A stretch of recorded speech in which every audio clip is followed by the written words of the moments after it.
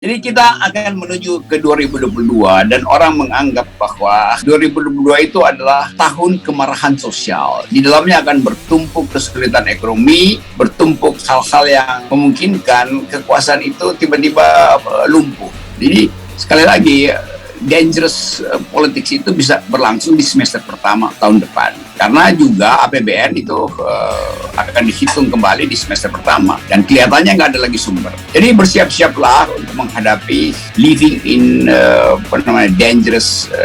dangerously itu kira-kira. Jadi di dalam kerangka itu kita evaluasi politik dan hukum kita hari ini. Nah, sebetulnya kita bisa terangkan bahwa langit masih mendung. Dan kita dibayang-bayangi oleh petir, guntur, dan badai. Itu yang mungkin terjadi dalam semester pertama 2022. Karena kita tahu 2022 itu adalah tahun anggaran yang paling berbahaya. Hutang akan meningkat, sementara pendapatan pajak menurun. Jadi anggaran 2022 itu yang akan memastikan apakah rejim ini berlanjut apa enggak.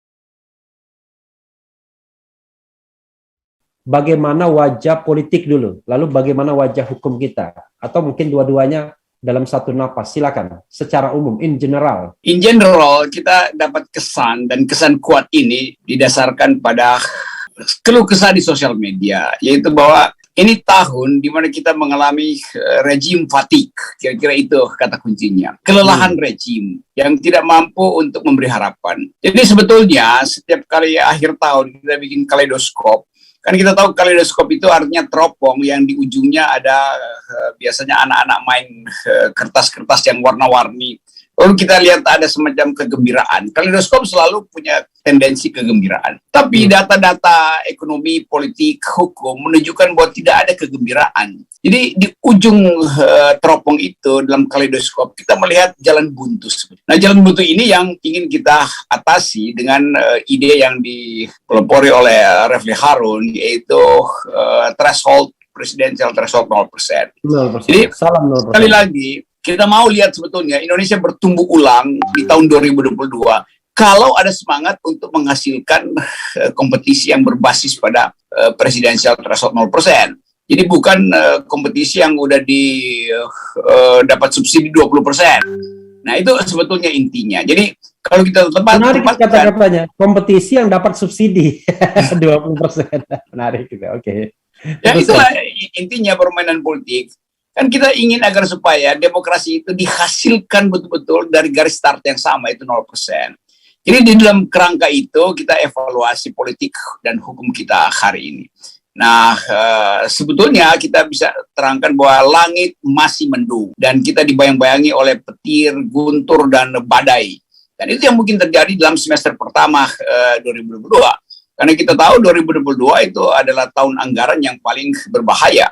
Hutang akan meningkat, sementara pendapatan pajak menurun.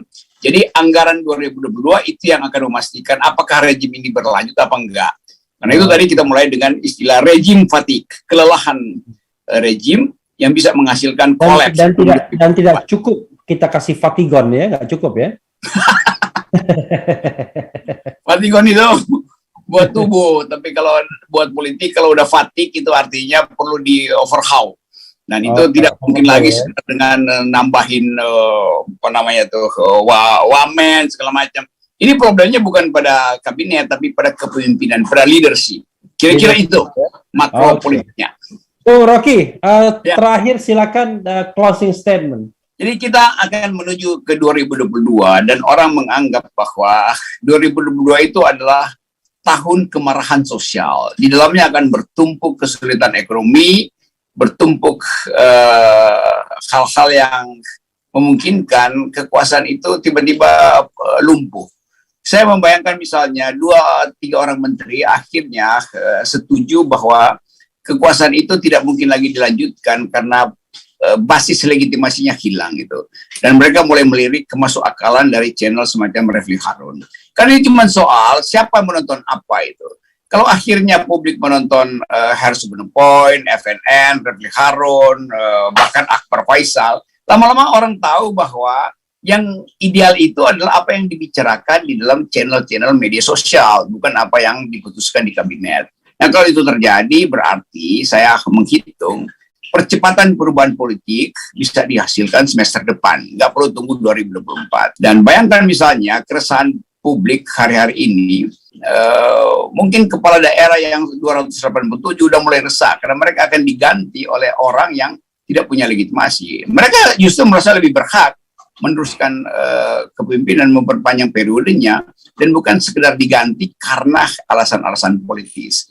Jadi ini adalah 2022 itu semacam viver pericoloso itu, apa namanya itu, apa istilahnya itu, hidup di dalam setiap saat bisa ada kedaruratan tuh. Jadi sekali lagi dangerous politics itu bisa berlangsung di semester pertama tahun depan, karena juga APBN itu akan dihitung kembali di semester pertama dan kelihatannya nggak ada lagi sumber. Jadi bersiap-siaplah untuk menghadapi living in living dangerously itu kira-kira.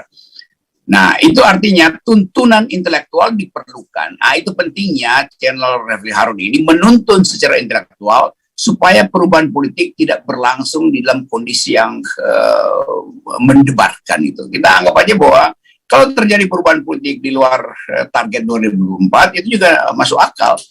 Karena kekuasaan bisa memperpanjang masa jabatannya, juga bisa diperpendek masa jabatannya oleh tuntutan publik. Saya kira itu kesimpulannya.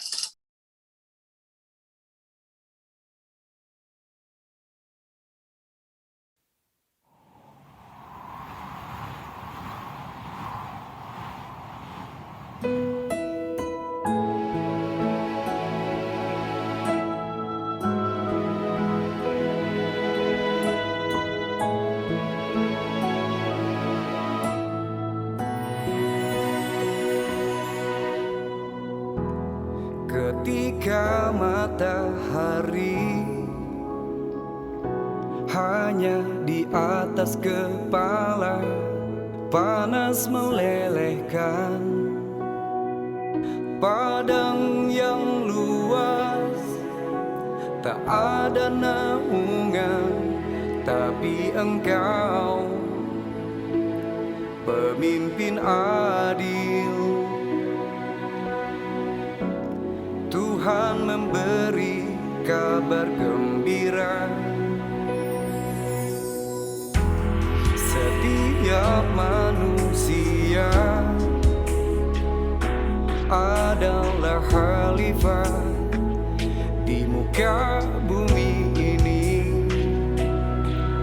tapi engkau khalifah dari khalifah. Kau dinaungi, kau diselamatkan, oh. Dari hari pembalasan